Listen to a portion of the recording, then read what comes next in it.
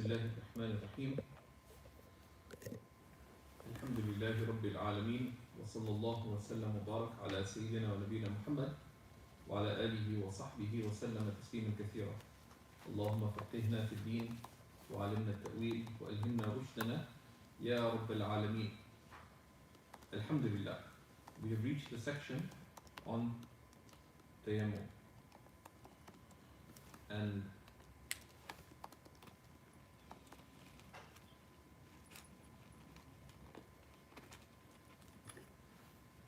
Tayammum is a great gift granted the Ummah of the Messenger sallallahu alaihi wasallam, because, as the author tells us, rahimahullah ta'ala, باب التيمم هو من خصائص هذه الأمة. It is from the things unique to this ummah. Right? The khasa'is, the things unique to the Prophet sallallahu alaihi wasallam, some are unique to him, and some are unique through him to his ummah. Right? So a subset of, there's a science of the sciences of prophetology, which is al-khasa'is, and one of the subsets of al-khasa'is is khasa'isu ummatihi sallallahu alayhi wa sallam. Right? Things that are unique to the ummah of the Prophet sallallahu alayhi wa sallam. There's some unique, and there's different ways that the khasa'is are defined. Three of the great works on khasa'is. One is Ibn Abdul Salam work, Bidayat al-Sul, في شمائل الرسول, which is في خصائص الرسول, which is a very brief work on some of the unique characteristics of the Prophet sallallahu alaihi wasallam. A short treatise. There's many works on this, of course, but then there is a brilliant mid-sized work, and of the most precise of the works on the subject, which is by Ibn al-Mulaqqin, the great muhaddith, faqih. And then the sort of the encyclopedic work on the subject is Imam al-Suyuti's al-Khasa'is al-Kubra. But it gathers, but not everything in it is established. Like he gathered much of what was said about the distinguishing qualities of the Prophet ﷺ, but from the things unique to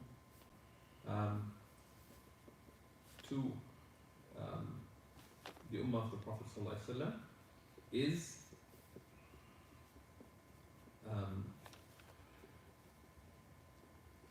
Tayammum. And in the Durr al-Mukhtar he says, وَهُوَ مِنْ خَصَائِصِ هَذِهِ الْأُمَّةِ بِلَا ارْتِيَابٍ. It's from the things unique to this community without any doubt. Because the wudu being unique to the ummah is subject of debate. And yes, the extending of the ghurra and tahjid, Allah making this wudu luminous for the believers in itself, and by their extending their washing, that's unique to this ummah. But the uniqueness of tayammum, and it's pointed to by the hadith in the Sahih that the Prophet ﷺ said that أُعْطِيتُ خَمْسًا لَمْ يُعْطَهُنَّ أَحَدٌ مِنَ الْأَنْبِيَاءِ قَبْلِي. I was granted 5 matters that none of the prophets before me were granted. نُصِرْتُ بِالرُّعْبِ مَسِيرَةَ شَهْرٍ. I was granted victory by awe to the traveling distance of a month. Allah placed awe in the hearts of His enemies for the traveling distance of a month. وَجُعْلَتْ لِي الْأَرْضُ, in one nation, لِأُمَّتِي, and the earth was made مَسْجِدًا وَطَهُورًا, a place of worship and pure.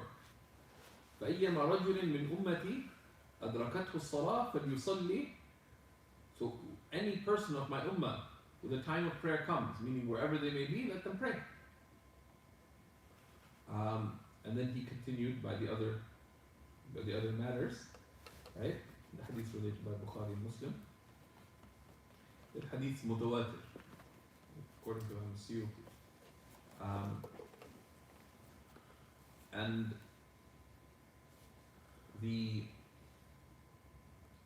of course, it was mentioned third for a number of reasons, right? One, because it comes third in the ayah of Tahara, right? Which is the basis for this, like the other rulings of wudu, of Tahara. Number two, it is also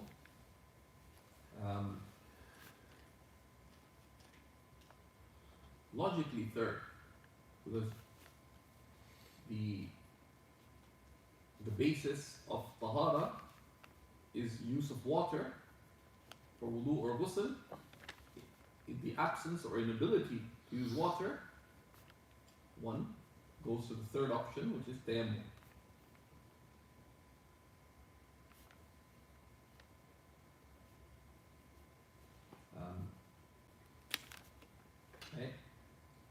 Al-Qunawi in Anis al-Fuqaha, the work that we referred to before, right?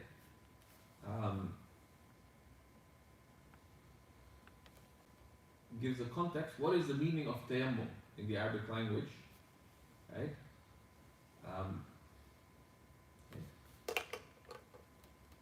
That it is al-qasd al-itlaq. Yammama is qasada, is to direct oneself to something unconditionally.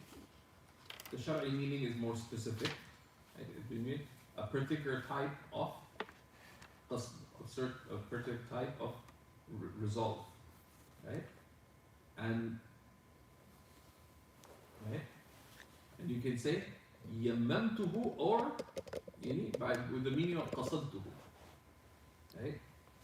Or you can also say tayammamtuhu. That's the same meaning.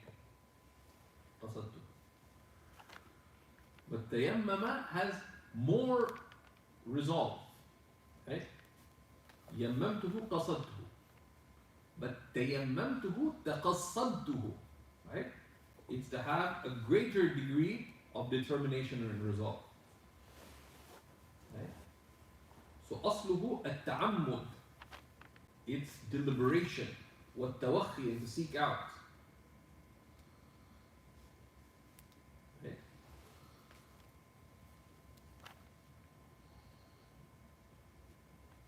But then, with the revelation of the verses on tayammum, its use shifted till the primary sense. In the Arabic, say tayammum has become the specific act. Okay?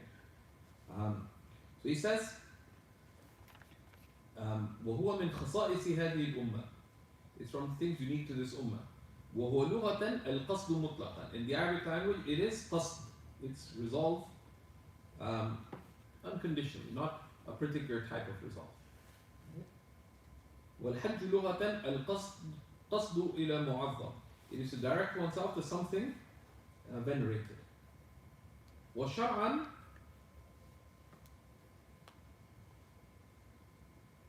مَسْحُ الْوَجْهِ وَالْيَدَيْنِ عَنْ صَعِيدٍ مُطَهِّرٍ. It's very tricky to define tayammum.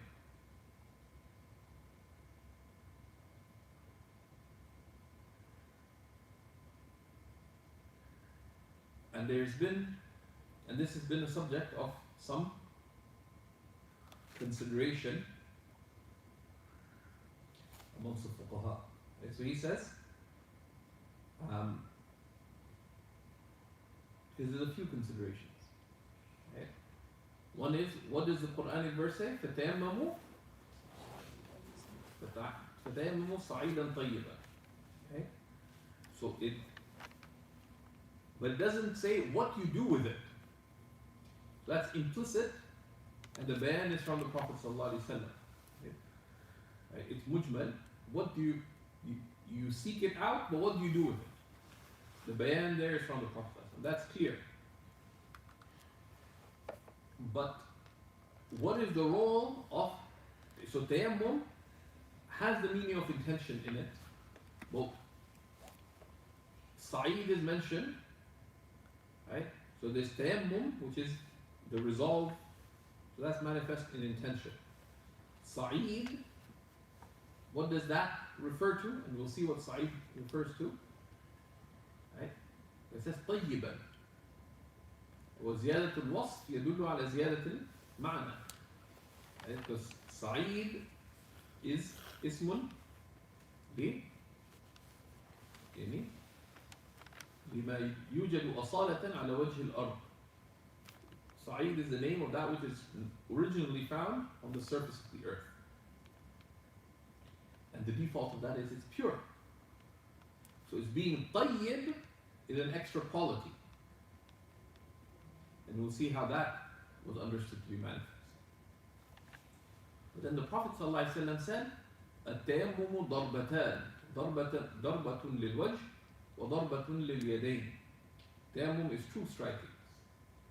One striking to the face and one striking for the hands. So what is the role of these two strikes? So there's the fuqaha, when they looked at it, they said, well, the Quranic verse, what does it mention? فَتَيَمَّمُوا صَعِيدًا طَيِّبًا. Make tayammum using sa'id, using the top surface of the earth. But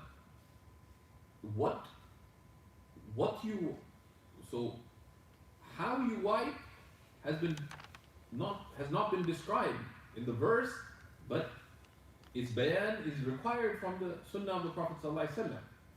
But then the Prophet ﷺ said in the Sahih Hadith that tayammum is two strikes. Are those two strikes, or that which takes their place, an integral of tayammum? That's one opinion. Actually more cautious, as the author of the Mukhtar. Or are the two strikes a condition? Are they a rukun or a shart? Right, so that's discussed by Ibn Abdin. And there's a lot of discussion preceding Imam al-Shumbulali on this. So he navigates a certain way, rahimahullah. He says, Shar'an, مسح الوجه واليدين.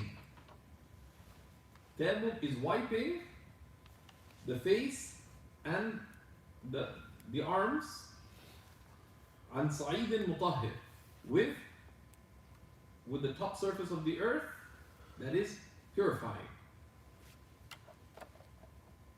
Right? And we'll see the condition of it being mutahhir.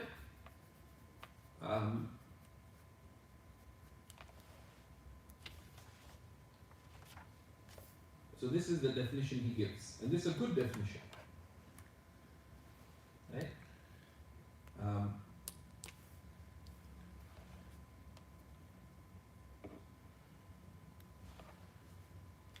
So he indicates that the two strikings are not thought in itself. They're not an integral. Right? Though the two strike, and the difference is very subtle, because what happens if Zubaydah had bent down to strike the ground and she lost her wudu? Like she bent down, struck the ground, and she passed some wind. If the two strikings were an integral, then it invalidates the two strikings. But if it's a condition, she struck her hands on it, so it's not it wouldn't affect the validity of the wudu. The legally more sound opinion, and there's discussion on it, and whoever seeks they can find the related discussions. So the more scrupulous thing is to treat it as a condition, right? Is to treat it as an integral, but this is legally stronger. And a little bit of this is mentioned by Tahawi as well. Okay. Okay. And he does a number of very sharp things.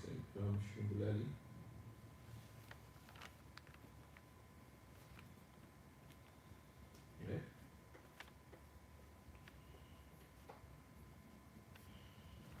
Then he says, وَالْقَصْدُ شَرْطٌ لَهُ لأنه أي التيمم النية. And qasd is a condition in it because tayammum in the Arabic language is an-niyya, is intention. Right? So that's the reason why, even though tayammum is also just a wasila, it's just a means. The Shaykh is like making fun of this. Then why wouldn't you require intention for wudu when it's more important as a general case? But you require it for tayammum. And there's several reasons. One, because wudu in the Arabic language goes back to washing. And if the limb gets washed, the meaning of wudu takes place in terms of language. Number two, you wash with water, and water is mutahhir. Okay? أنزل من السماء ماء طهورا ليطهركم به. So it's purifying, and in order to purify you, so its quality is that it is, by its normal state, it's purifying, it cleans. But the top surface of the earth, whether soil or dust or whatever, is mulawwith, it dirties. So it only becomes purifying when sought out deliberately, not when it just happens incidentally. وله سبب وشرط وحكم وركن وصفة وكيفية ستأتي. It has a cause and a condition and a ruling and an integral and a description and a method that will come. Right? So he will detail each of these and they'll come to you. فسببه كأصله. Its cause is like its, like what the norm is, what the basis is, i.e. wudu. إرادة ما لا يحل إلا به, is to seek to do that which is not permitted without it, without إلا به, إلا بالتيمم. Right?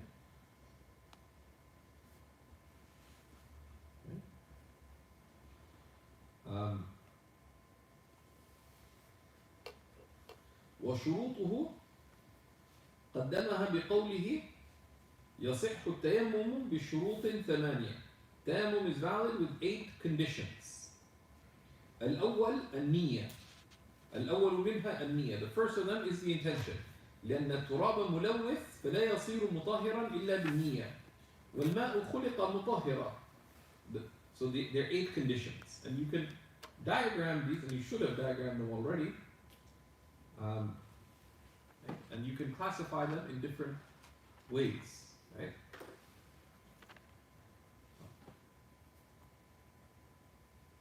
And if asked, one should be able to list these before the class. Also, what are the conditions of tayammum? Should be able to list them, right?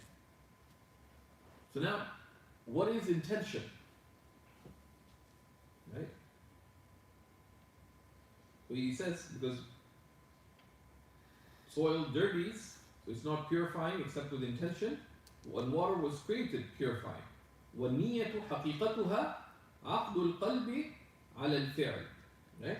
Intention, its reality, it is, in our religion, because in the Arabic language, intention has a broader meaning and it overlaps with a number of other things. Right? Right? Because nawa has the general meaning of qasada. Right? But niyyah in the sharia is al-qasd al-muqtarin bil-fi'l haqiqatan wa hukman. It is the resolve that is connected with the action. Okay? Because otherwise it's using them,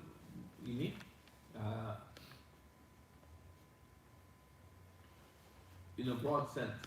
مذ نويت السفر للحبيب الأغار فرماني القدر عند قطب الزمان. Used in a broad sense. قدر, نويت, I resolved, meaning I made, like I intend to. Like when we say I intend to do this tomorrow, it doesn't mean anything. That's not an intention. In the sense that it's not, you made a resolve. That's really that's a resolve, but the intention is the resolve when connected with the action. It's the resolve preceding the action. عقد القلب على إيجاد الفعل جزما. Right? It's the tying down of the heart to initiate the action with determination. Right? Then we talked a little bit about intention previously.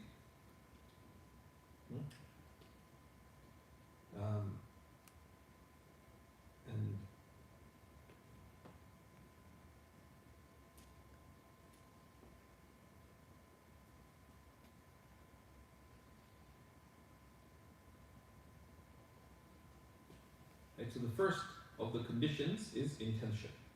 Right?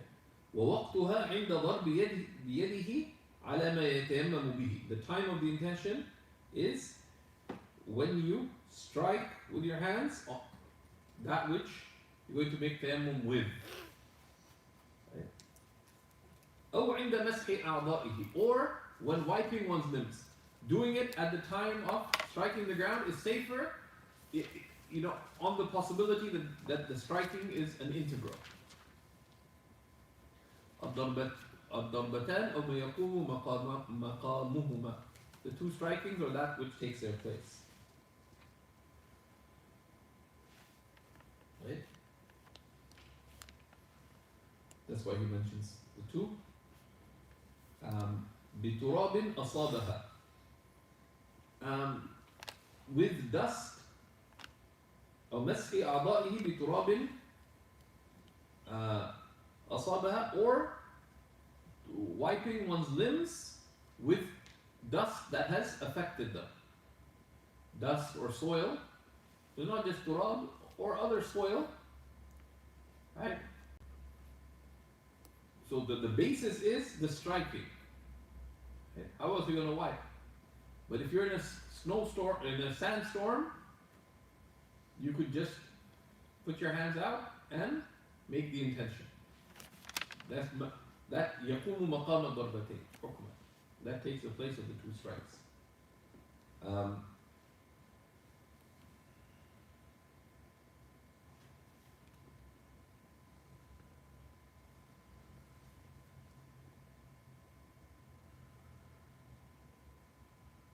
And then وللنية في حد ذاتها شروط لصحتها بينها بقوله شروط صحة النية ثلاثة. An intention in itself, for it to be sound, has three conditions that he explained by saying that the conditions for a valid intention are three. الإسلام ليصير الفعل سببا للثواب والكافر محروم منه. In order for action to be a means for reward, and the disbeliever does not attain reward. Right? Because reward is that which Allah has prepared as recompense for His believing servants. Right?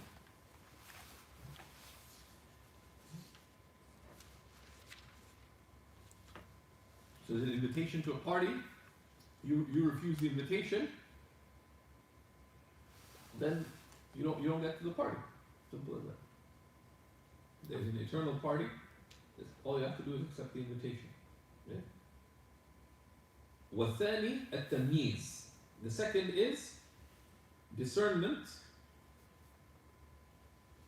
لفهم ما يتكلم به. Right? So to know what one is uttering. Right? ما يتكلم به, of course, it's better to say لفهم المنوي, to understand what is intended, as Imam al-Tahtawi puts in his, right?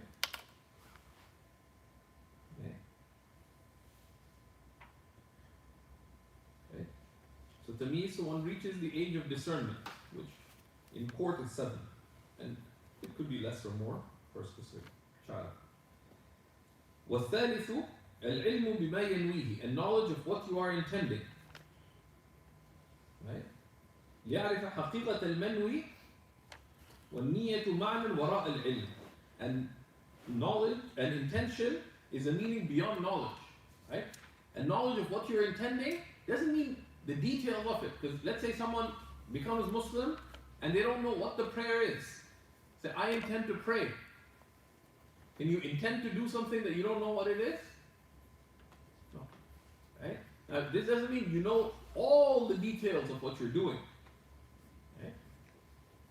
So someone becomes Muslim and you tell them the prayer consists of this, follow what I'm doing.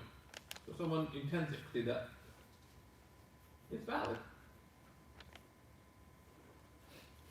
Although this is something that later on Imam Shulungulani gets himself into a little bit of a bind that he has to negotiate his way out of in Kitab al-Salah when he tries to. And it's a tricky issue, and we'll see what happened.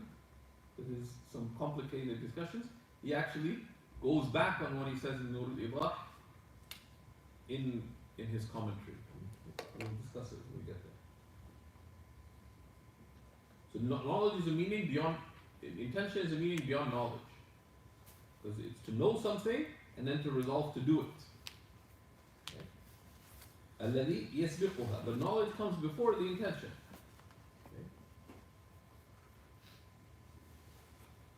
They say, I intend to bungee jump. So what is bungee jumping? I have no clue. Even mujmala, even this is to jump off somehow from somewhere, tied to something, right? So at least you have some sense of it. Right? So these are general conditions, right? ويشترط لصحة نية التيمم للصلاة به أحد 3 أشياء. Okay. Now, تيمم,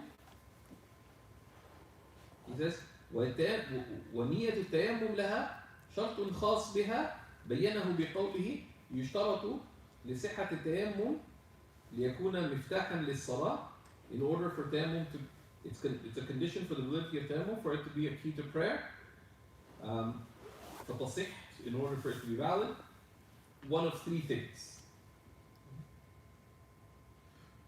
And it's basically نية عبادة لا تصح إلا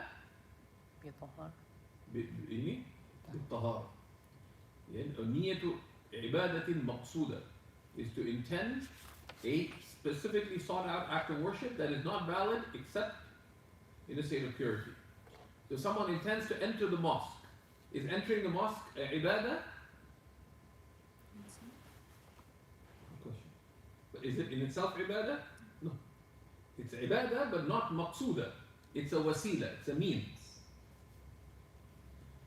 And you can so it's that an example of ibadah غير maqsuda. Okay. Touching the mushaf. Can you touch the mushaf without tahara?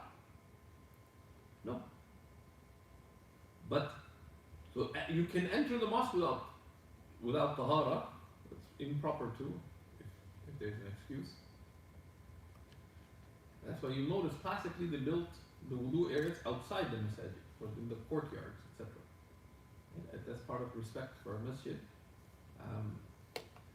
And there should be thoughtfulness in the design of masjid. Although there's challenges as well, cold and so on. But there's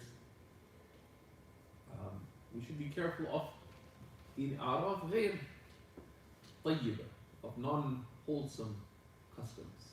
Right? Now they just happen out of expediency in masajid. Some people just got found buildings and started praying in them, but we shouldn't take for granted. We shouldn't erode our tradition. Right? And there are great meanings in the way masajid were built, for example, and many considerations of respect for the sanctity of the place and so on that are frequently ignored. So, touching the mushaf, for example, can you touch it without tahara? No. فنية عبادة المقصودة لا تصح من غير طهارة. So some things are not allowed except in tahara, but it's not a ibadah maqsuda. The simple thing is either intend purity or intend prayer. Right? Right? Right? Right? And the third, intend an act of worship that's not allowed without purity, but we'll come to that, right? فتصح بأحد ثلاثة أشياء إما نية الطهارة من الحدث القائم به, from the ritual impurity that they have. ولا يشترط تعيين الجنابة من الحدث.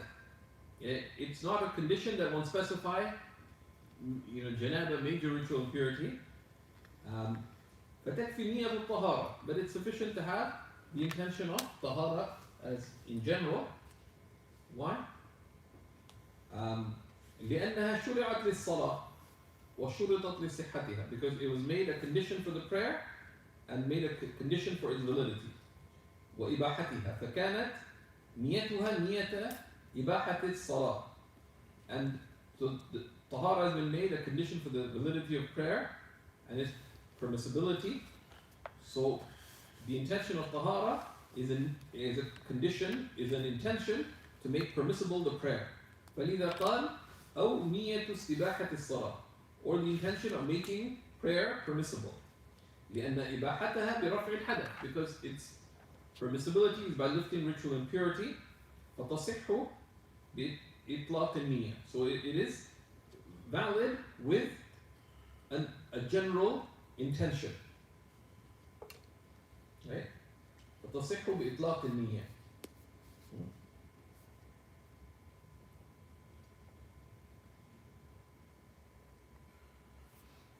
Meaning بنية الطهارة. Right here, إطلاق النية meaning by an unconditioned intention, i.e. an unconditioned intention for purity.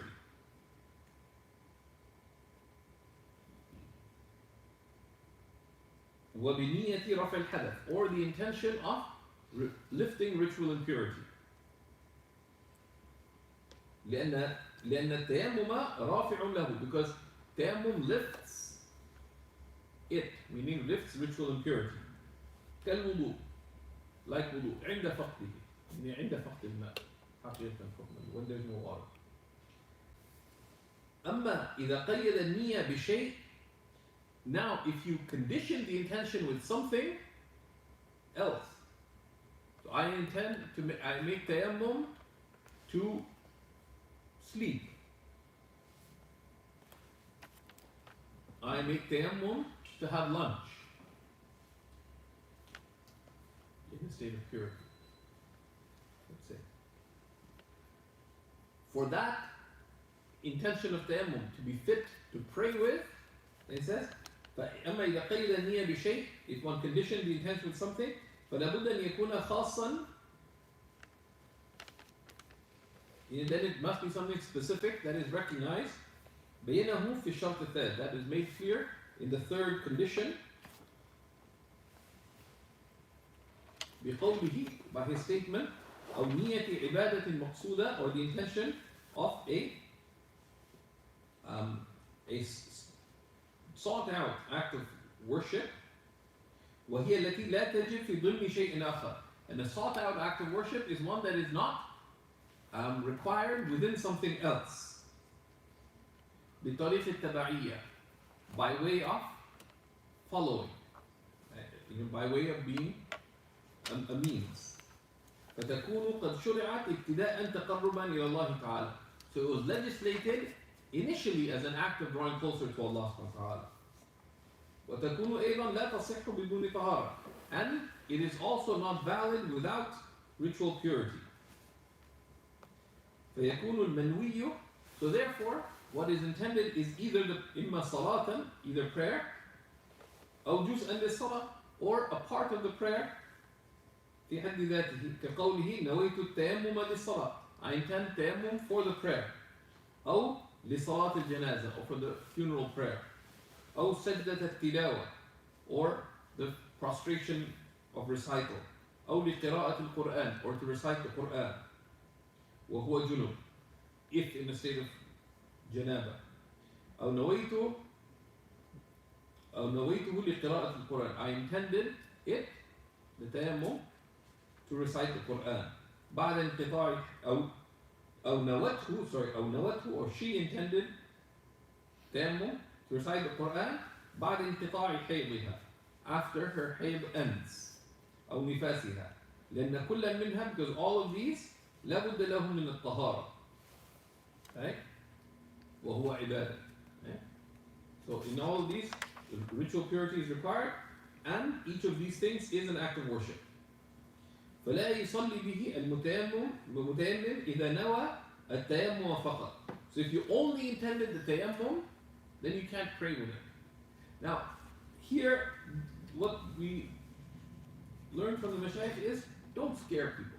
Right? This is a theoretically true thing. Someone goes, makes tayammum. Say, I only intended tayammum.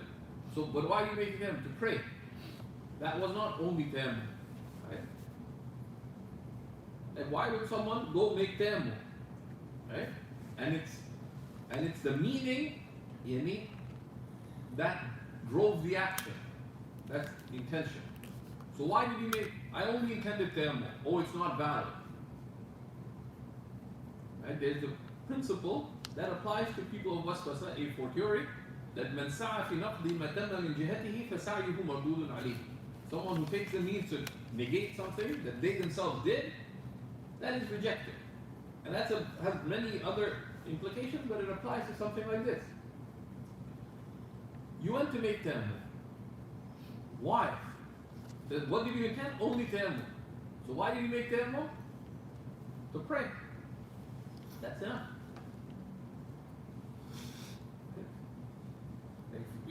بحيث لو سئل أجاب بلا تردد. If you ask him while making tayammum, for example, why are you doing this? So what are you doing? Tayammum. What do you intend? Only tayammum. Well, why are you doing it? To pray. And that's valid. So while this is theoretically true, but Shaykh Hassan would always emphasize, don't throw people into waswasa. Be careful not to intend just tayammum. Right? First you tell them what they should intend, right? And that's it. Okay? And these are theoretical cautions, right? So, but the practical way it is expressed is don't intend just tayammum, intend tayammum for prayer. But that meaning is inevitable. So someone said, I need to repeat all the prayers I didn't make the tayammum. Why? Because I only intended tayammum. لا يسلم. That's not really accepted. أي مجردا من غير ملاحظة شيء مما تقدم. This is tayammum alone without having in mind anything of what was mentioned, even before the action. Because for in Hanafi's madhab, a prior intention is sufficient as well. Why did he walk towards making tayammum? Because it was time for prayer. أو نواه, or they intended it, meaning tayammum, أي tayammum لقراءة القرآن, or they intended it for the recitation of the Quran. وهو محدث حدثا أصغر, in a state of minor ritual impurity.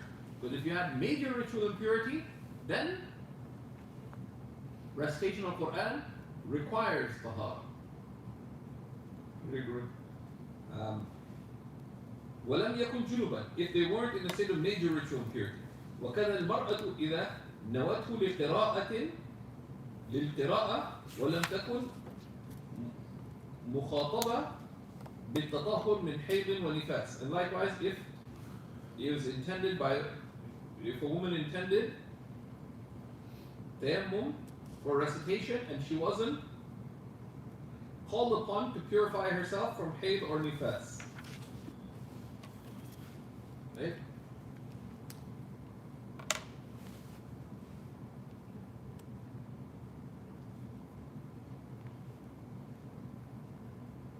Right? Such that she only lost her wudu. It was not that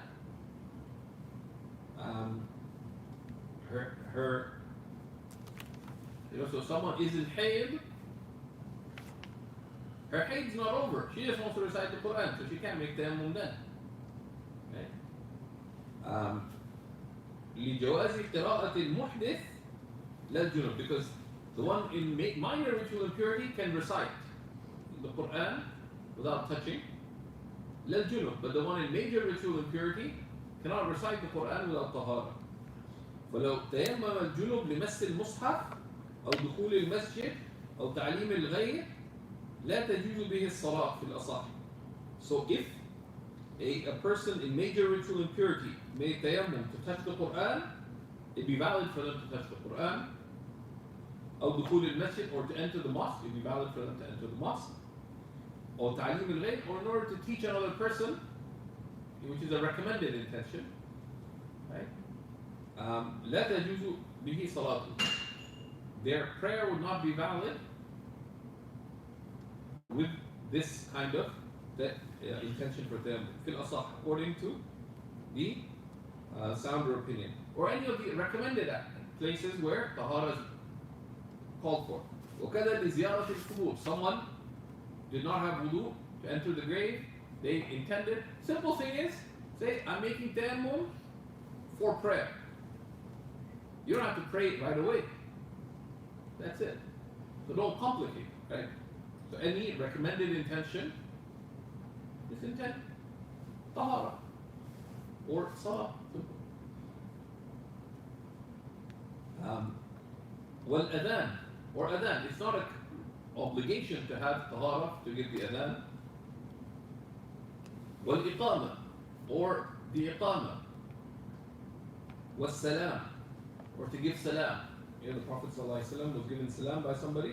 He finished making his wudu before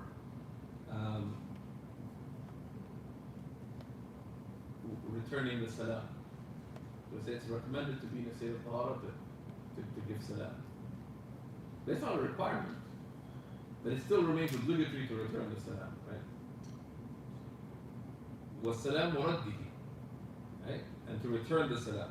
أو للإسلام, or to enter Islam. عند عامة المشايخ, according to most of the scholars. وقال أبو يوسف تصح صلاته به بالتيمم لدخوله في الإسلام. Abu Yusuf said it's valid to pray with it with tayammum if they made it in order to enter Islam. It's a عبادة مقصودة. لأنه رأس القرب, because Islam is the pinnacle of good deeds. وقال أبو حنيفة ومحمد لا تصح. Abu Hanifa and Muhammad said it is not valid. وهو الأصح, and that's a sounder opinion. ولو تيمم لسجدة الشكر فهو على الخلاف. If someone made tayammum for سجدة الشكر, it is on the difference of opinion. كما سنذكر, as we will mention. The difference of opinion, according to Imam Abu Hanifa and Imam Muhammad, it is the Sajdat al-Shukr, making tayammum for Sajdat al-Shukr alone is not ibadah maqsuda, right? But according to Imam Muhammad, it is valid. So they differed in what's the status of the Sajdat al-Shukr.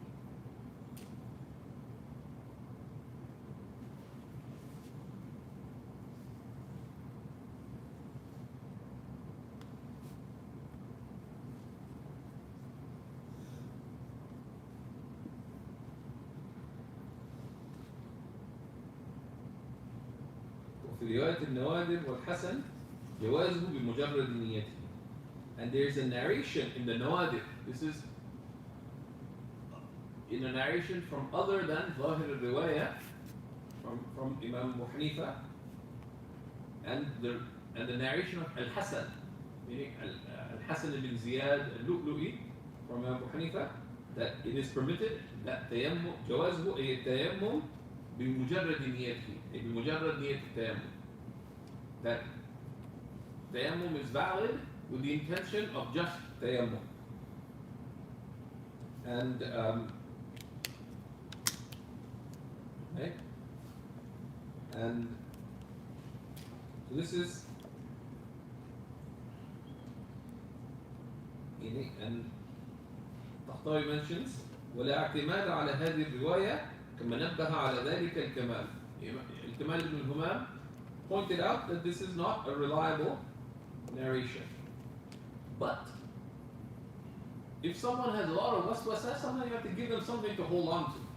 They don't believe, they said, there's a narration from Abu Hanifa that just the intention of Tayammum was valid.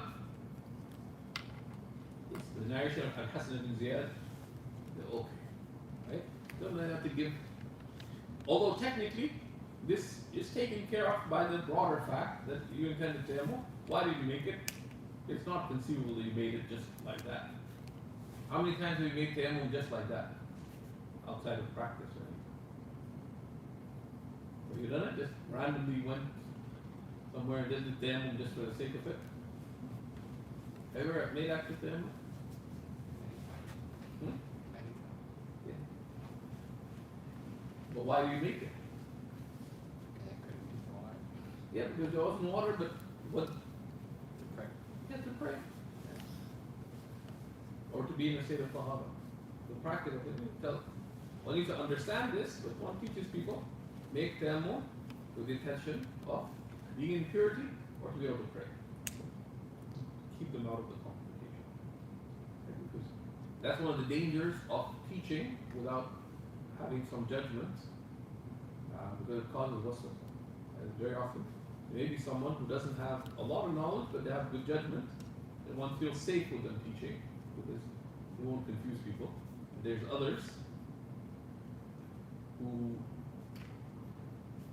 they may have a lot of knowledge, but if they taught people, it causes them waswasa and confusion.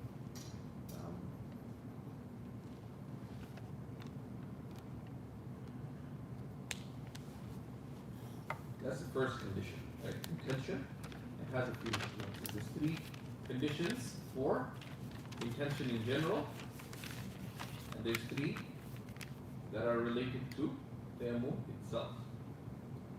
والثاني العذر المبيح للتيمم. Right?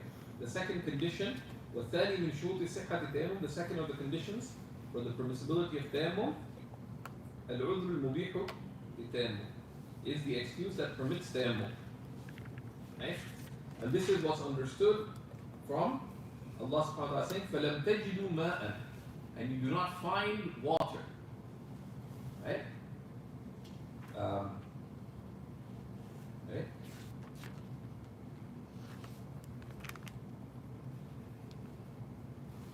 So, is عدم وجود الماء is either عدم الوجود حقيقة فلم تجدوا ماء, right? Is either you don't find water itself, or you don't find the ability to use water without harm. Right? It's عدم الوجود حقيقة. It's obvious. بعدم وجود الماء نفسه، أو بعدم وجود القدرة على استعمال الماء من غير ضرر أو حرج. Or not finding the ability to use the water without harm or hardship. So the water is right there, but someone is sick. لم يجد الماء. Why?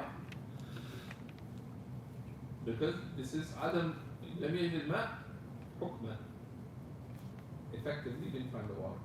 And العذر المبيح للتيمم, he gives a number of examples, and one, these are things that one needs to, know.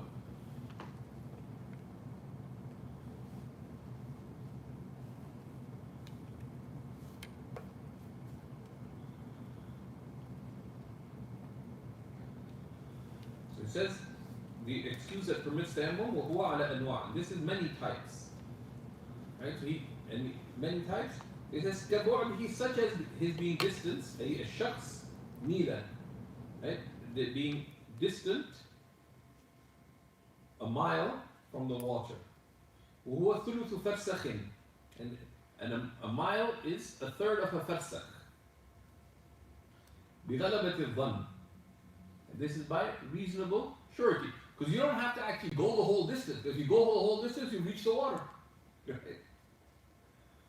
So, it, بغلبة الظن, by reasonable surety. للحرج, because of the hardship. بالذهاب هذه المسافة, by having to go that distance. وما شرع التيمم إلا لدفع الحرج, and tayammum was only legislated to lift hardship. وثلث الفرسة, 1/3 of a فرسة, 4000 خطوة, is 4,000 steps. وهي ذراع ونصف بذراع العامة, and each step, خطوة, is a ذراع and a half, an arm's length and a half, 75 centimeters, بذراع العامة, by what's called the common ذراع, because there's different measurements. So it's 6,000 ذراعs.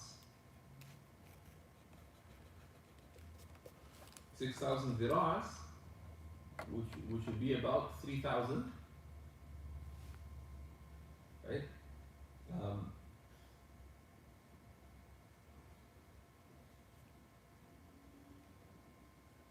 So ثلث الفرسخ is 4,000 steps, which is 6,000 ذراع. وهو ذراع ونصف, 6,000 steps. Sorry, 4,000 steps, and they're 1.5 ذراع. So 6,000. So 4,000. My mistake. I'm thinking wrong. 4,000 steps, which is 4,000 steps, which would equal, well, here, ذراع ونصف, it's 1.5 arm's length, be 6,000 arm's length, 6,000 ذراع. The ذراع is 50 centimeters, so this would be 3 kilometers. فيتيمم لبعده ميلا. Now, the تقدير of the meal,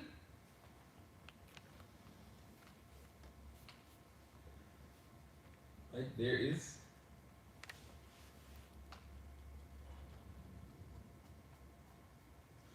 quite a bit of discussion on the taqdeer of the meal by modern standard. This is somewhat lengthy, right? Somewhat lengthy.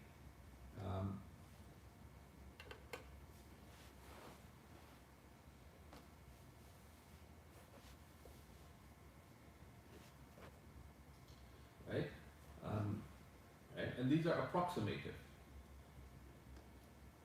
Now you have to keep in mind that Tumurtashi shows that it is 4,000. Al-Haskafi shows that it is 4,000 ذراع. Okay?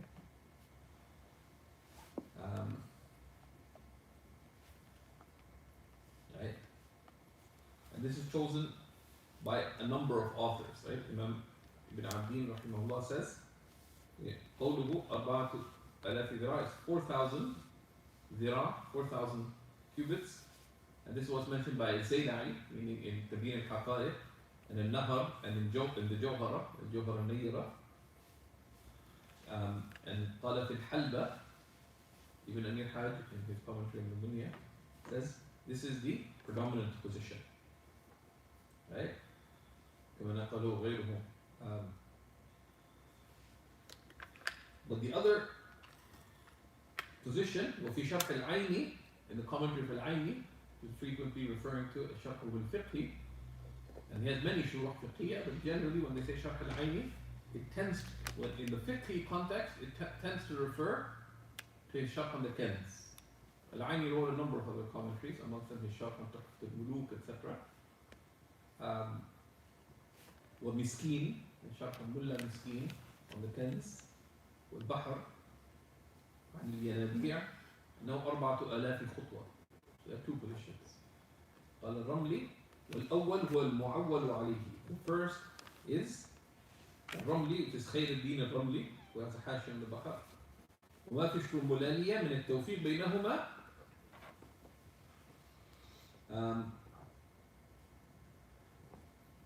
فيه نظر. So Imam al-Shurwai tried to join between the two opinions in a particular way, and it wasn't accepted. So broadly, there are two opinions in the madhab. One that defines the mile, the one that defines the milan fa'akthar, then the mil is a more expansive definition. Right? The Arab mile worked because the dhira is slightly under 50 centimeters. 50 is approximative, it's slightly under. So it works out to be about 1.8 kilometers, 1.85, something like that. So it's longer than the standard, than the modern mile. So the modern mile is like 1.62 or something. So it's slightly longer.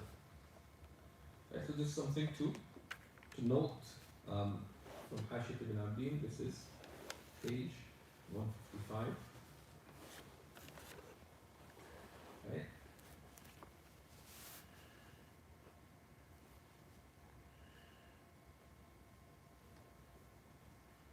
about 4,000 ذراع. Right, that is 4,000 ذراع.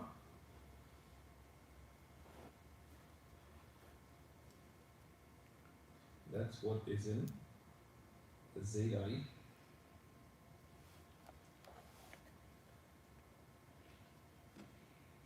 And النهر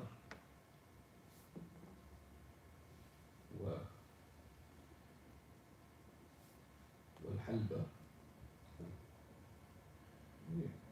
وغيرها and other. This is actually only one page, 155. So this is about 1.8 kilometers, roughly 1.85. There's another opinion that it is something that would require half an hour of walking. Right? Right? And I believe this is mentioned.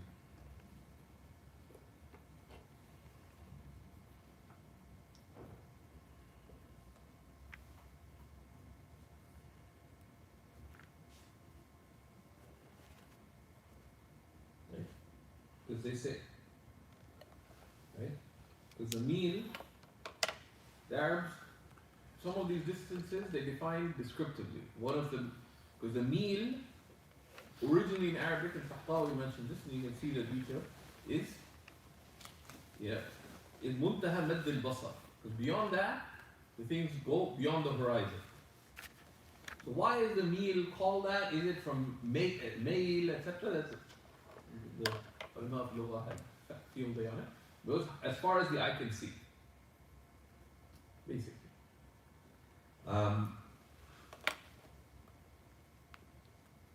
The other thing,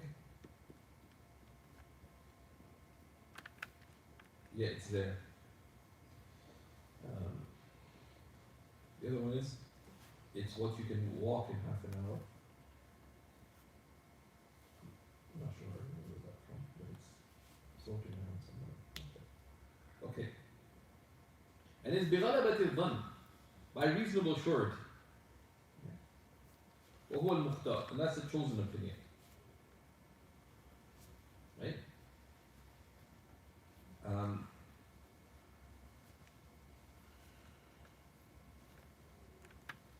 فيتيمم لبعده ميلا, so one can make tayammum for being half a mile away. عن ماء, from water. طهور, that is purifying. Okay? Because if there's water but it's najis, there's no point. ولو كان بعده عنه في المصر, even if one is that far away from it in the city. على الصحيح. Right? So if you're reasonably sure that the water is more than a mile away, then that's an excuse to make tayammum. If you're reasonably sure. But there's some nuance related to this, because typically, in a city, would you find a place where you're in the city and there's no water for a kilometer and a half, typically? Because the city is where people live. So it's far-fetched. Although it's possible, there is a micro-desert in the middle of a city. But half a mile is a mile. 1.8 kilometers in a place where people live and there's no water. So that's why they mentioned that this is not a ghalabat dhann, that is musaddaq. That when we look at ahkam al-talab, that theoretically, yes, if you believe you're a mile away in the city from water, so there's two separate things, right? One is, it's an excuse to make tayammum to be a mile away. It's a separate issue, wujub al-talab wa adamihi. Right? So first they discuss the conditions. So if you believe you're a mile away, it will be an excuse for tayammum. Separate issue entirely is whether you believe you're a mile away or not, do you have to look for the water or not? And there, do you have to look for the water or not? If you're in the city, you may believe you're a mile away, but you do need to look. يجب البحث. Right? At least asalatan. Because if someone says, there's no, I'm in the middle of, pick a city in the GTA. Inhabited. No GTA. Okay. Mississauga. So I'm in the middle of, I'm in Mississauga, but there's no water for 1.8 kilometers. So how do people live? Right? You wouldn't believe it. Right? Now, it's theoretically possible. So there's a separate issue. Do you believe that this, غلبة الظن لابد لها من مستند. Someone says that. Why? In a city, you'd ask, why is there no water available? If you're in the desert, in the countryside, ممكن. Separate issue is وجوب الطلب وعدمه. If you're in the city, the asl is that you need to look for it. Unless you have some clear thing that, major drought, this, that, the other. And there's places. Like I was talking to someone in Australia, and they have severe water restrictions. They're actually teaching the children in school only to take a bath every 2 or 3 days. Right? There's all kinds of laws because they're having a major crisis.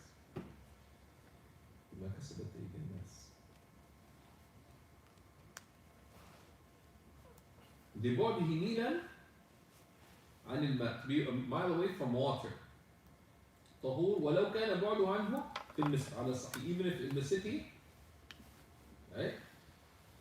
According to sound opinion.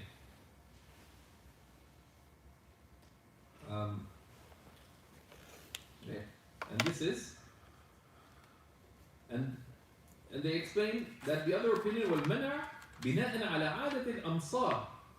Right? Those who said no, you can't make tayammum in the city for being far from water. This is, those who said you can't, this is based on the fact that normally cities aren't free of water. Otherwise people won't live there. فليس خلاف حقيقي. So it's not actually a real khilaf.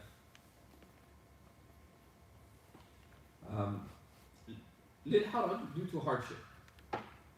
ومن العذر حصول مرض. And from the excuses is becoming sick. يعني يخاف منه اشتداد المرض. Right? From which you feel, from which use of water so you feel sickness such that the use of the water would cause your sickness to intensify. أو بطء البرء, or it would slow down the healing. أو تحركه, or would stir the sickness. كالمحموم والمبطون. Right? That's like someone who is mahmoom. What is mahmoom? Fever. Where do you find that? Elsewhere. Anyone else? I found like really hot. Yeah. So what's the humma is a severe headache. Okay? والمبطون, someone who has a stomach ailment, right? But okay?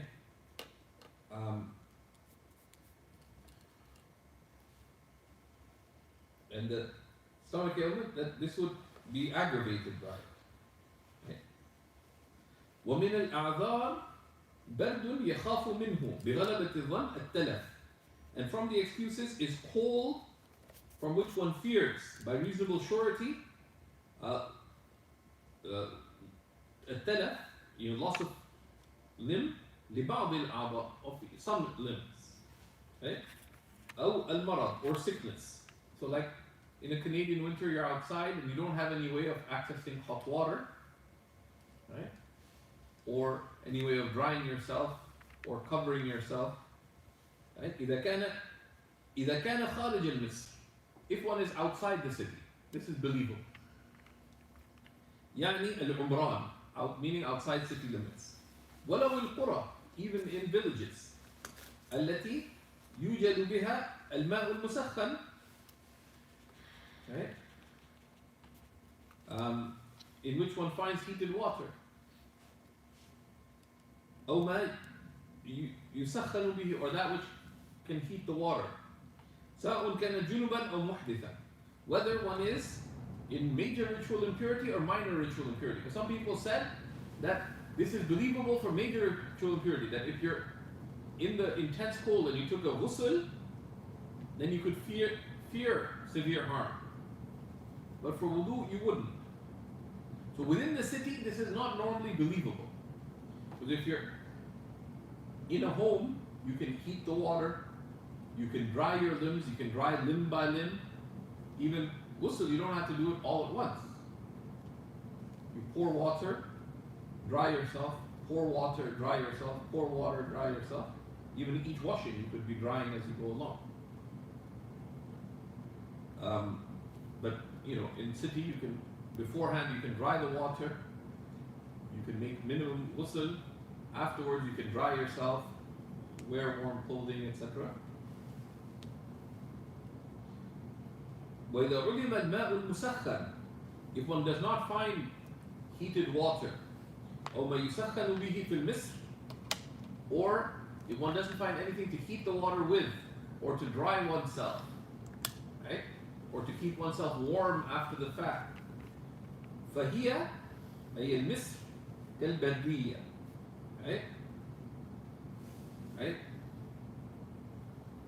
يعني, if one does not find a way of heating the water and it's intensely cold, and of course discomfort alone is not an excuse. This is very important to be clear. Right? Haraj, hardship, is not just like, if you get under a cold shower, is it comfortable initially? No, well, some people enjoy the experience. But is it uncomfortable? Yeah. But haraj is there intense hardship in it? And there's haraj is two levels. Haraj is shadid, wa huwa al-madfu'. There's intense hardship, and that which is warded off. And then there's al-haraj al-yasir. Okay? Wal-haraj al-yasir ma yuthammal mithluhu 'adatan. That slight hardship is that which is normally considered bearable. So let's say someone's extra sensitive. I just can't deal with cold water.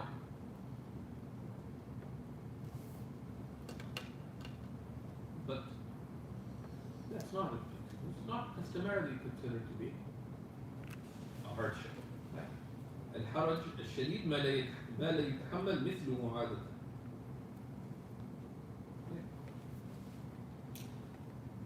So here he's addressing a point. Some of the Hanafi scholars said that fear of cold is only an excuse in any outside city limits. But if you're in a situation where, let's say, there's an intense cold spell, electricity is cut off, water is cut off, there's nothing to, you don't have limited and you do have water, but there's nothing to heat it with at all, and you genuinely fear, then you have to ask that if there's 10 people, for example, would most of them consider it to be fear of harm from use of water? And we said that's a good criteria. Right? قال تعالى وَمَا جَعَلَ عَلَيْكُمْ فِي الدِّينِ مِنْ حَرَجٍ, and He has not placed for you any hardship in matters of religion.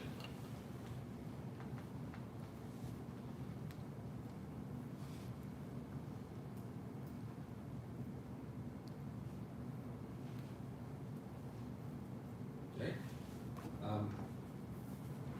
And amongst the ulama who dismissed the possibility of there being hardship, right, is Mawlana Qadi Khan in his Fatawa.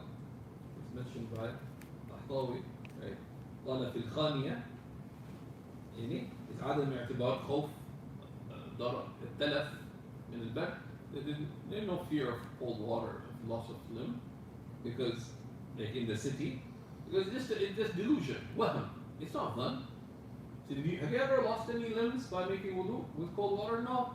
Have you ever seen anyone whose finger fell off or who fell sick because they made wudu with cold water? No. I heard about somebody. That's wahm. That's not dhann. Right? الظن مبني على دليل معتبر, based on either personal experience or something clearly established, etc. ومنه خوف يعني خوف عدو آدمي أو غيره, right? Is fear of an enemy, whether human being or other, right? سواء خافه على نفسه أو ماله أو أمانته, whether one fears the enemy, human or an animal, for example, against themselves or their wealth or their something they have in safekeeping. أو خافت فاسقا عند الماء, the corrupt person at the water. خوفا معتبرا, خوفا معتبرا. أو خاف المديون المفلس الحبس, or the one who's in debt and who's bankrupt fears to be in prison. In the old days, they used to, like, if someone has been declared bankrupt, the creditors will say, find him and bring him, and we'll force him to pay on your behalf. Okay. So if he goes out, but you cannot, but originally, then they said, okay, this has to be left to the police. In later ages, they said no, because people would still be dignified, like their sense of hurma, so we caught you, so they'll come. But then fights would break out, and families would attack families, and so on, right? And it gets messy. Right? But before, the honor had a positive aspect, which is, if someone caught it, I'm your debtor, and then go with them to the court. But then there's a negative honor when it becomes a tribal matter. So my friend Shaykh was once teaching at a particular university that was remarkably disorganized, at least in the first years. So one day it was called, because he was the head of the department. He said, Shaykh, come. You have to solve a problem. He says, Diniya or Dunyawiya? He says, religious or worldly? He says, the religious ones I can solve. The worldly ones, I have nothing to do with them. No, because apparently the university hadn't paid the rent, and big whole bunch of things happened. So the person who's owed the money for the rent, the owner of the buildings for the university, got fed up with months. Nobody was paying, so he locked the building from the inside, or the building and the gate. And big thing, and people got offended, and one tribe and the other, and they're about to fight at the gates of the university. It like a big tribal honor thing.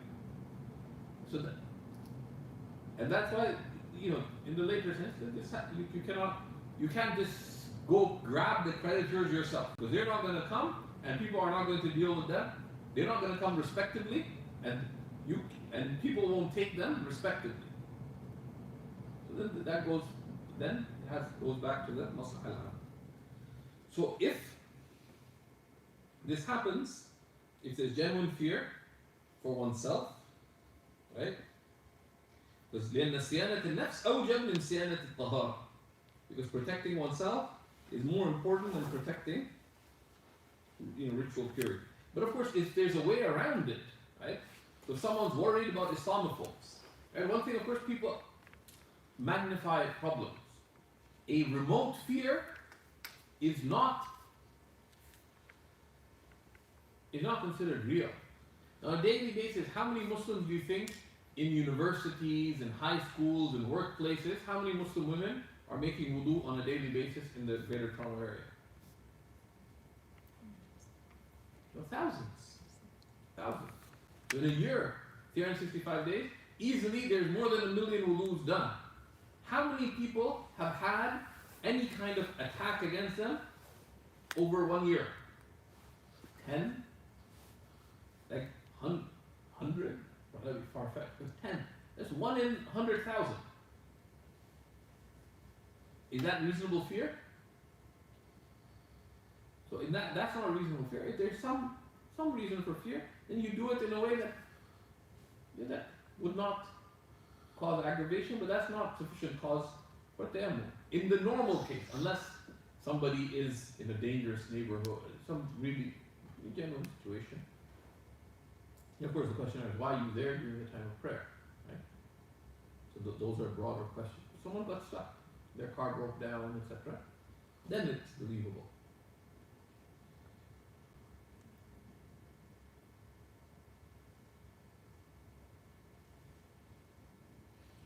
ولا إعادة عليهم, and they don't have to repeat. ولا على من حبس في السفر, nor for the one who was imprisoned while traveling.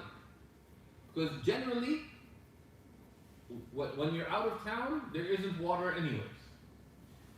Now the problem is that there's two types of موانع. المنع إما من الله فهو موجب فلا يجب القضاء أو يقبل عذرا. Right? If a prevention comes from Allah subhanahu wa ta'ala, لا يجب الإعادة. One does not have to repeat. The prevention comes from Allah. Right? So there's lack of water, there's sickness, etc. But if the preventative comes from people, إن كان المنع من قبل العباد فتجب الإعادة.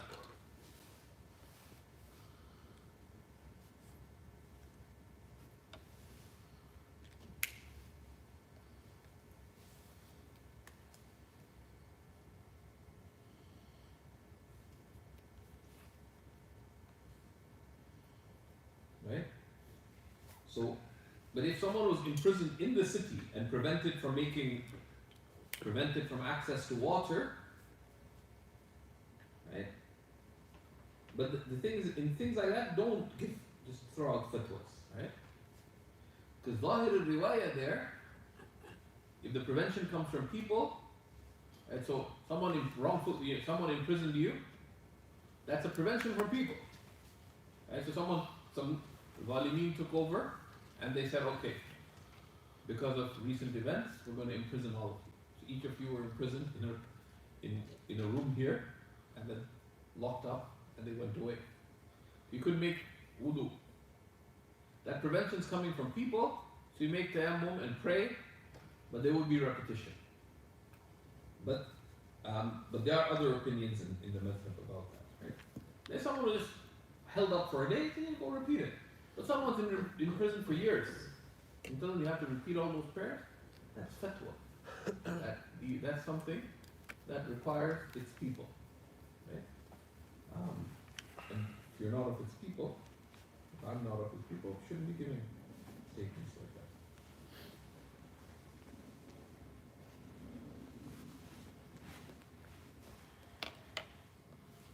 بخلاف المكره على ترك الوضوء, as opposed to the one forced not to make wudu.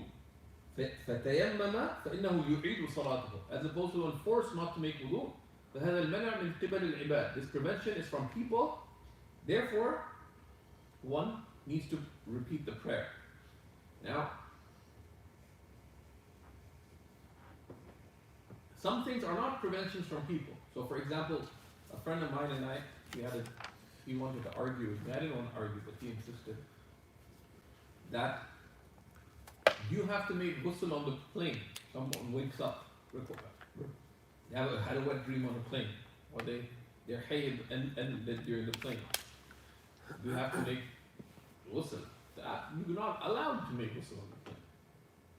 And that's not a prevention from somebody, but adatan, is it feasible to make ghusl on a plane without harming another? So there's multiple things, right? One is there's hardship on the person. It's hard enough to make wudu in the toilet in a plane to make ghusl. But number two, can you do it without harming someone else's property? Okay? That even someone very adept,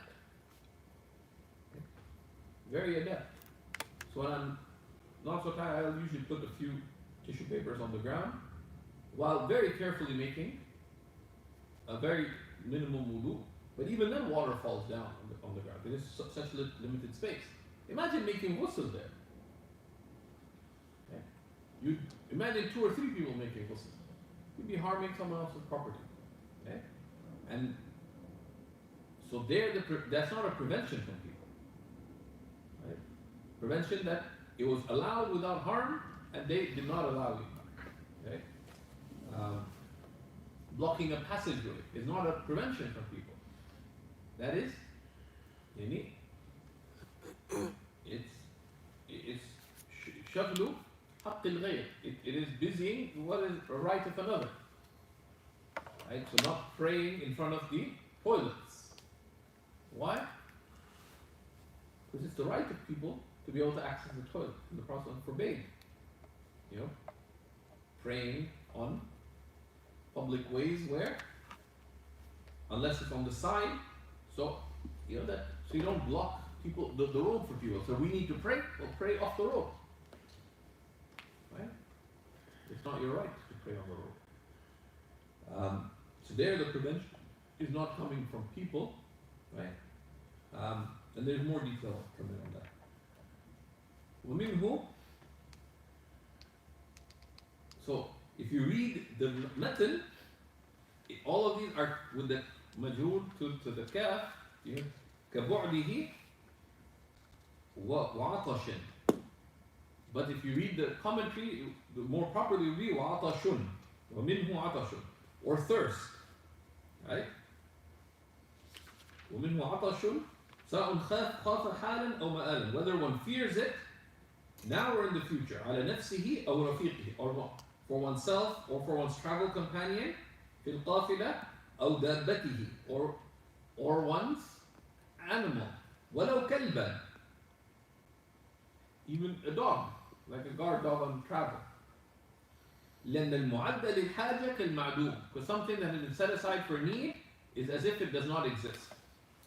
For this is not an absolute principle.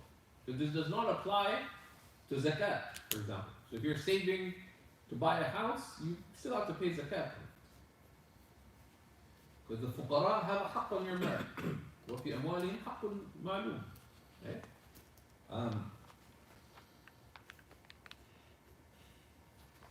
So atash, thirst, right?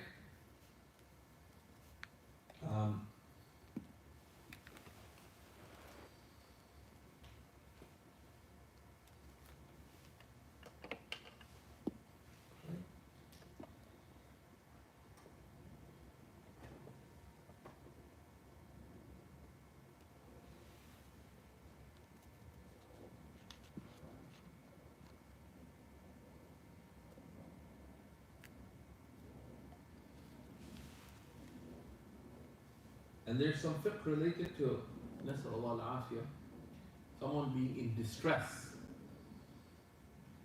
Someone has water and you're in need. Now, the sunnah is that, like, if I have water and someone else needs it, They just need it because they're a little bit thirsty or whatever. It's recommended for me to give it. But if they're in intense thirst, it's highly recommended. If there's fear of harm for them and I have more than my need, it becomes morally obligatory for me to give it. Right? Now, of course, if they are able to pay for it, then it's my right for them to pay for it. Right? They can't just demand it because water has a material value. If they refuse to give it, you can fight them for it. But if they're the only person who has it, right? You can't just pick on somebody for it. And there's no other water, and you cannot buy it, etc. With a bunch of conditions. It's discussed in al-Falah.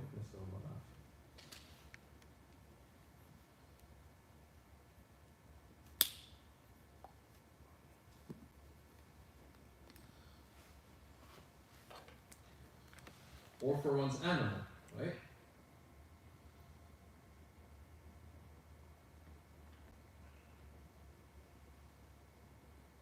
But if someone knows their deen, they say what you should do if you're short on water is to keep the ghusala, the leftover water from wudu, from ghusl, from cooking, etc., to keep that and let the animals have that. And they discuss that. ومنه احتياج لعجن للضرورة لا لطبخ مرق لا ضرورة إليه. And from what is considered is for food, which is the food needed, the water needed essentially for food, such as to لعجن, like to prepare the dough in the case of bread, because of ضرورة, because of unavoidable need. لا لطبخ مرق, not to cook broth, right? لا ضرورة إليه, if there's no necessity for it. But if you're making like a broth in which you need that sauce, right? Because we have a whole bunch of, we have bones and stuff, we need to cook them down because you feed more people, then there's need for that. But just to have extra sauce is non-essential. Right? But that's what I said. Maraq لا ضرورة إليه. It's not any sauce. Sauce is, maraq is sauce, like curry. But sometimes curry is needed because that's what's providing a lot of the protein. Okay? That's the qayd is mulahaz, right? لا ضرورة فيه. And here there's an interesting discussion.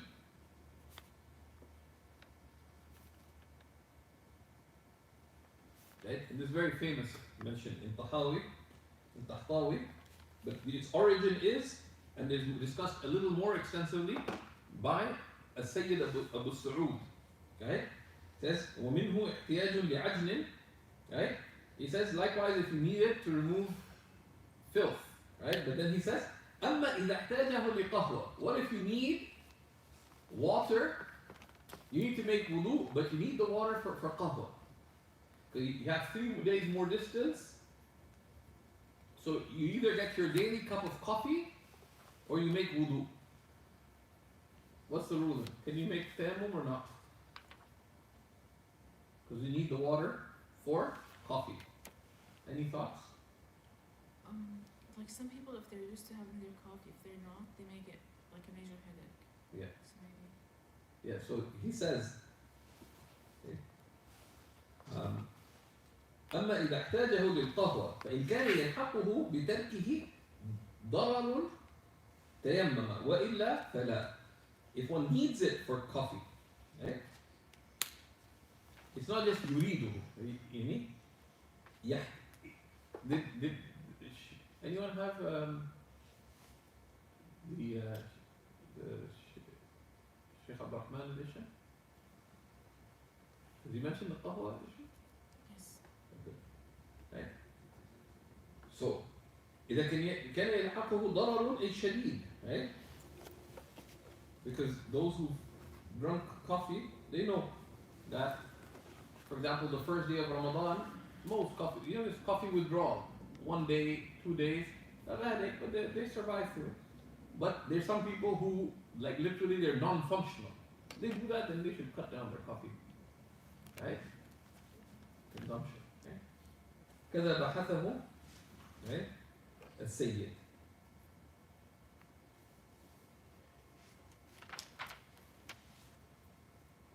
Right? And then he says ويتيمم لفقد آلة. ويتيمم, one makes tayammum if one does not have an instrument to draw the water. So you reach the well is deep, but you don't have anything to get the water from. There's no bucket. Right? كحبل ودلو, like a rope and a bucket. لأنه يصير البئر كعدمها, because then the well becomes, the presence of the well is like its absence. والماء الموضوع للشرب الفلوات ونحوها لا يمنع التيمم. Now this is separate. Water that is placed الموضوع, and this is للشرب أي الموقوف, right? Right? For drinking, right? So that's called ماء السبيل. They put water there for the travelers to drink from. في الفلوات, in the countryside, ونحوها, and the like of them, لا يمنع التيمم, does not prevent them. Why? Because they say شرط الواقف كنص الشارع, right? شرط الواقف كنص الشارع.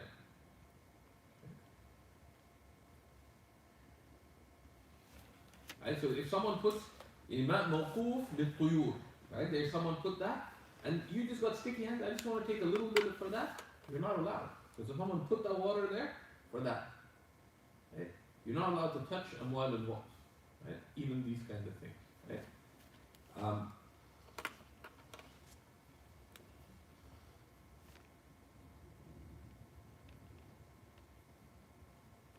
And at least in the late, in Syria and Jordan, there used to be a lot of controversy because people would, because there's merits of giving people water, right? In a hot climate, giving water even now is a big deal.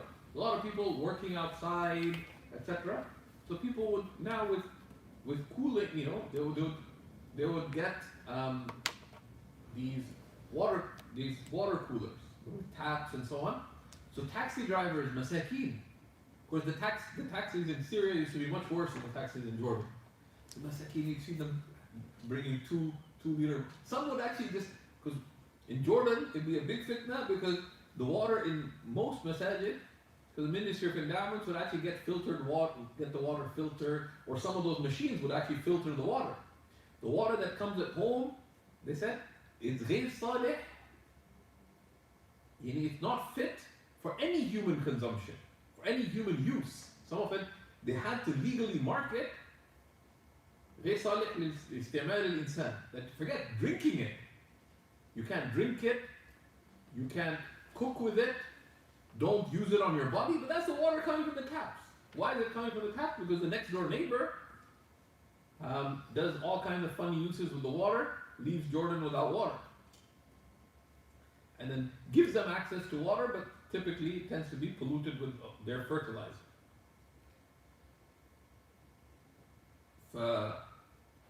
Anyways,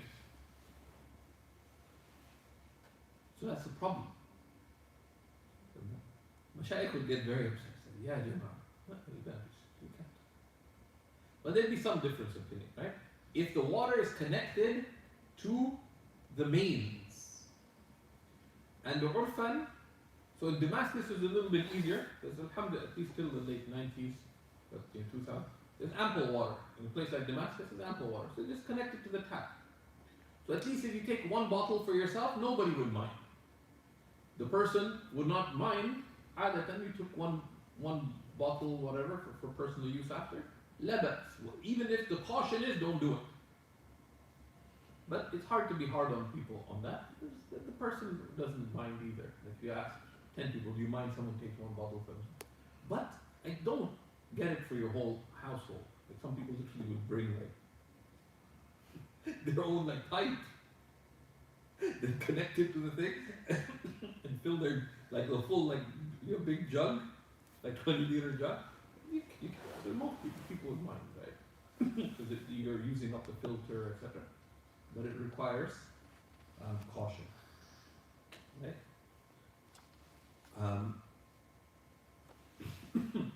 Right? And the condition is understood here, right? إلا أن يكون كثيرا, unless it's a lot. يستدل بكثرته على إطلاق استعماله, unless it's a lot, such that the plentifulness of the water indicates permission to use. If the water is plentiful, then the person wouldn't mind. But only take بقدر الحاجة. Right? Right? And Sidi Abdul Ghani Nabulsi warns in Nihayat al-Murad about, there's 3 levels of caution with respect to israf. Right? There's israf في مال نفسك. Right? Waste with respect to your own property is slightly expansive. That's your property. But still, waste is disliked. And we've taken the 3 levels here. الاستعمال فوق الحاجة. يعني شرعا أو عادة, using something beyond need, religious or worldly. But أدنى الإسراف في ملك الغير يخاف أن يكون محرم. The slight waste of another's property could be wasteful. It needs caution in people's homes, etc.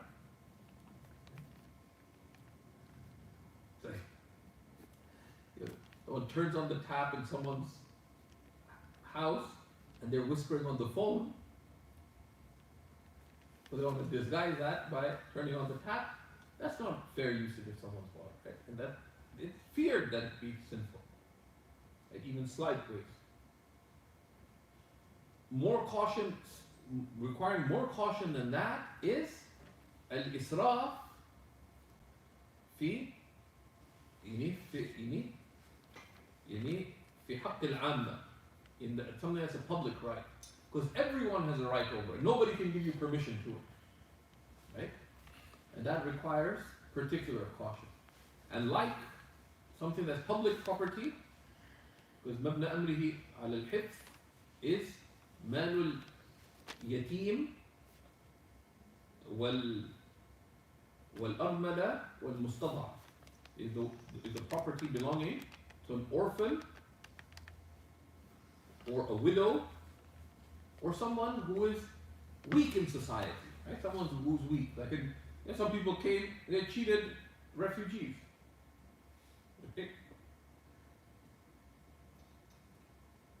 Like there's people, recent people came from Syria were complaining that there are people who are they're not even Syrian, who were getting paperwork and driving across town asking for money and they're not even poor.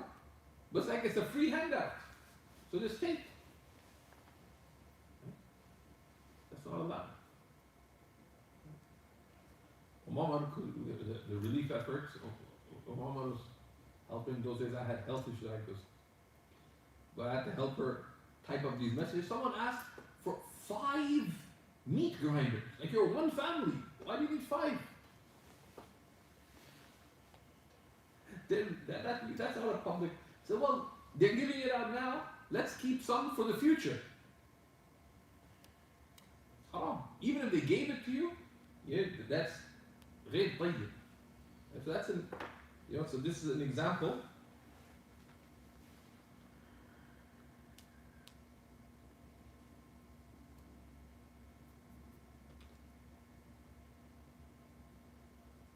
Now then there's مسألة فاقد الطهورين. Right? Because Allah subhanahu wa ta'ala commands us, إذا قمتم إلى الصلاة فاغسلوا وجوهكم. So if you want to pray, وأنتم محدثون, then option A is make wudu. Right? وإن كنتم جنبا فطهروا. But if you're in janaba, so Optional. If you want to pray, you don't have non tahara, make wudu unless you need ghusl. فَإِنْ لَمْ تَجِدُوا مَاءً, if you don't find water, فَتَيَمُّمُوا. If you don't find water, actually you're effectively make tayammum. What if you don't find water either? Right? إذا بطل الشرط بطل المشروط. If the condition is not found, that which is conditioned is invalid. Then that's why the fuqaha look at, there's some conditions that are lifted. There's some integrals that are lifted. There's some shurut that are qabila lis-suqut. If you can't find the qibla, do your best. If you can't stand, sit. If you can't sit, if you can't pray sitting, then pray with head movements. What if you can't pray with head movements? The prayer is lifted. Right? But that's the limit of ability defined by the Shaykh.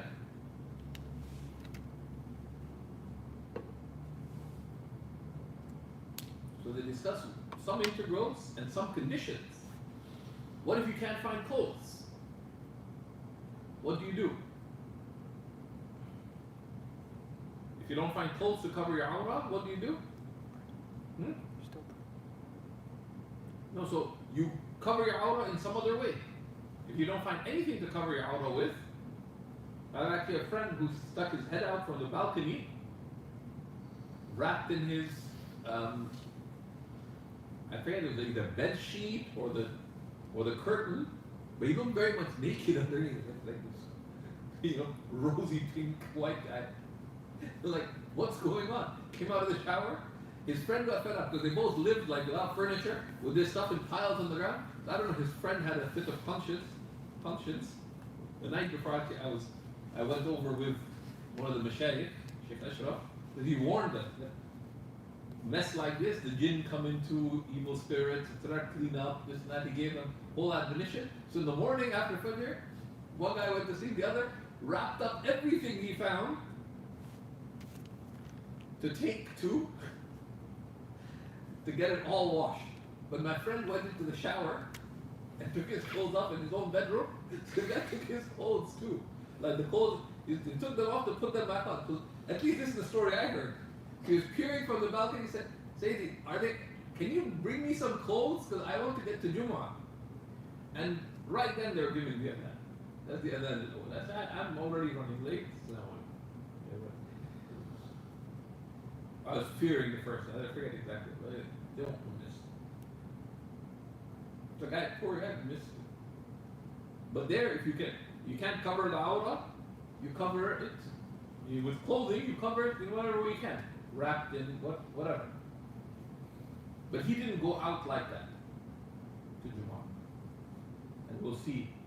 Like, if all you find is a bed sheet, can you just pray at home for Jumu'ah? You can think about that. My friend prayed at home. Also depends where you live, right? And weather would make a difference. Custom would make a difference. And there's something to think about. But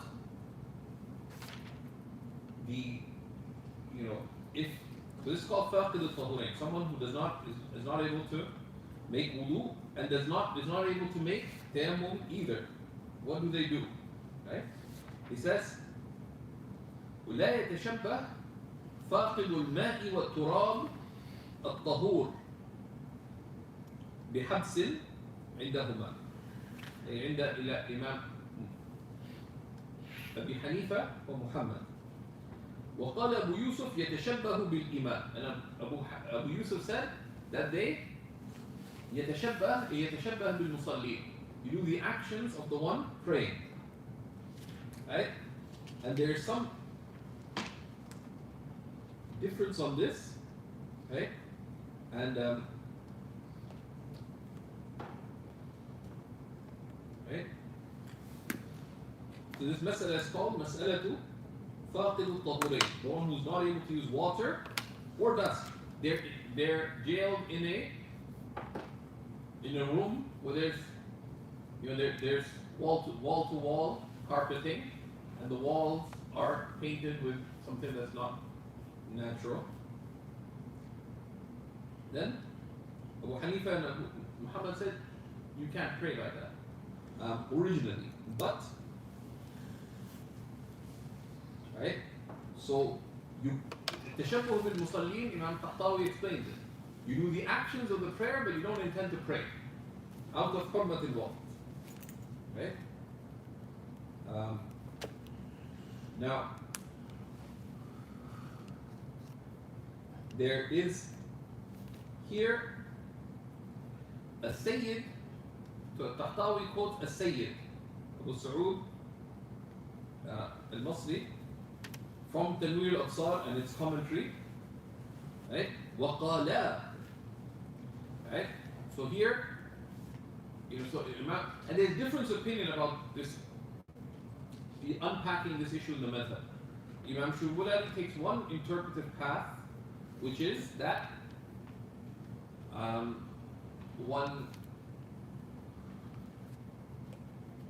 Abu Hanifa and Muhammad is with Imam Abu Hanifa. The stronger opinion, which is mentioned in the Tanwir and its commentary, that Abu Yusuf and Muhammad both said يتشبه بالمصلين. He acts like the one praying, but that's not it. Right?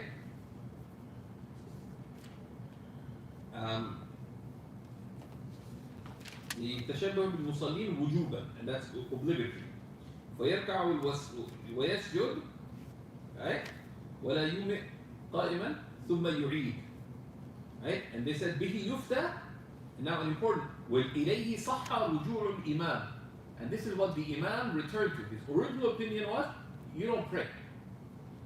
And one of the reasons being, sometimes someone comes up with a theoretical opinion that this is theoretically true. But then when the issue comes up, actually, especially when you realize that this may be more common than theoretically, imagine, you can tell a whole bunch of people. People started getting imprisoned longer, and those imprisoning them weren't particularly nice. A number of the four Imams spent time in prison, including Imam Abu Hanifa, Imam Ahmad, particularly Imam Malik. Okay? So, realize, right?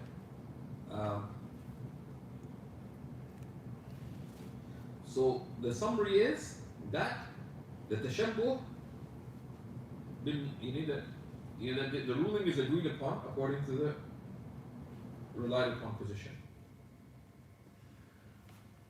Okay.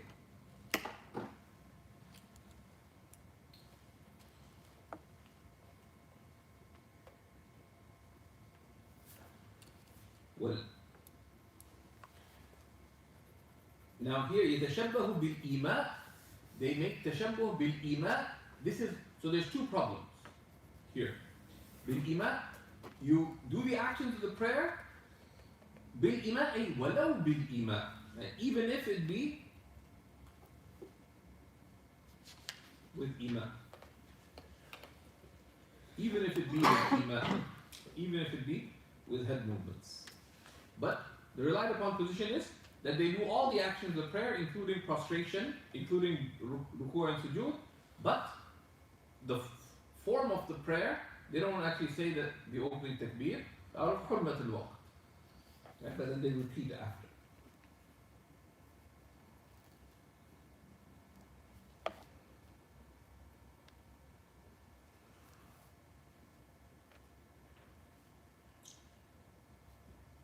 And then there's a mas'ala, we'll stop here in the middle of the paragraph, or towards the end of the paragraph. العاجز الذي لا يجد من يوضئه يتيمم اتفاقا. Right? The person who's unable to find someone to make wudu. Someone who's unable themselves. If they don't find anyone to assist them in making wudu, if they're agreed upon, they make tayammum. وَلَوْ وَجَدَ مَنْ يُعِينُهُ فَلَا قُدْرَةَ لَهُ عِنْدَ الْإِمَامِ.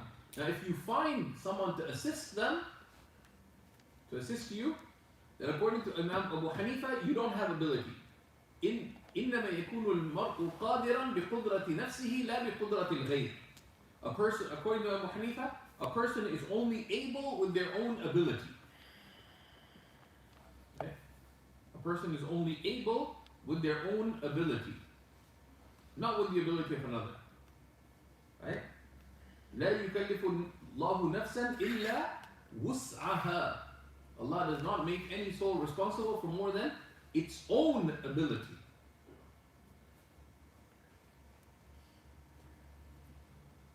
And a bunch of other verses in the Quran as well. So that's the position of Abu Hanifa. فلا قدرة له عند الإمام بقدرة الغير. According to Abu Hanifa, one has no ability with the ability of another. خلافا لهما, contrary to the two of them, to his two companions. And then the ulama took this as an absolute. Right? The issue arises, what if you have a servant? What if you have